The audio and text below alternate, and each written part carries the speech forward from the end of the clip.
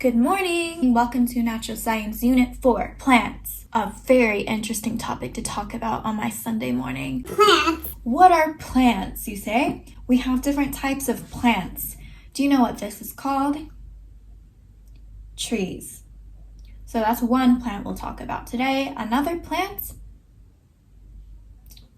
Bushes. Wow, bushes.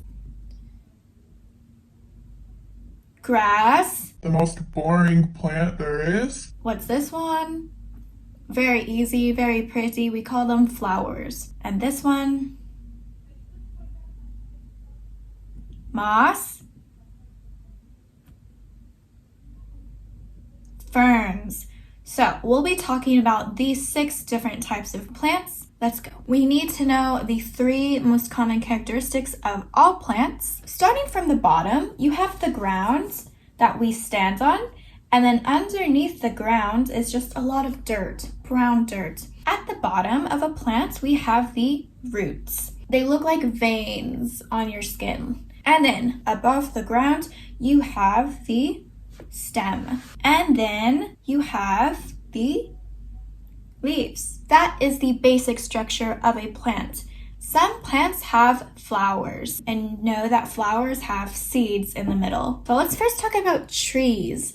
They're a very tall plant, and they have a lot of woods. You see the roots underneath the ground? The stem of a tree is very wide and thick. It's very hard too. Do you know what a thick stem is called on a tree? A trunk. And then you have the arms of a tree. What do you call the arms of a tree? Branches. And then the green stuff, obviously it's called leaves. You also have trees that can grow fruit, so fruit trees, and then you have trees that have flowers, flower trees. You also have deciduous trees. Deciduous trees are the trees that change colors in the fall or autumn. So leaves go from green to orange, brown, or red, and in the autumn, the leaves fall to the ground.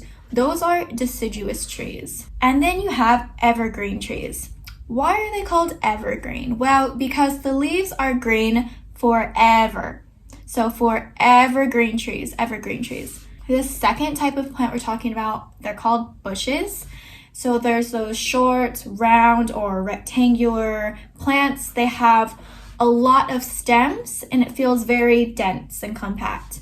So look at all these beautiful bushes. Some bushes have flowers, as you can see. Then we have the most boring plant ever, grass. You know what grass is. Grass is thin and bendy, so flexible. You can easily bend it, you can rip it. Very interesting. Now we talk about flowers. Parts of a flower. Besides the root, stem, and leaves, a flower has petals, which are the colorful parts of a flower that we all see.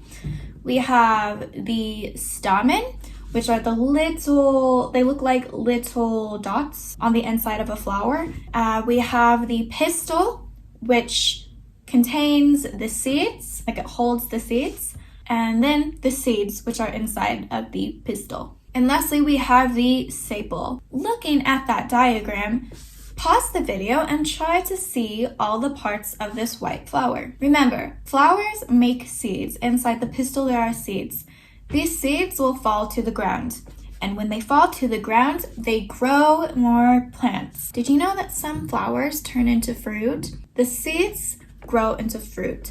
So, as you can see, we have an apricot and strawberry.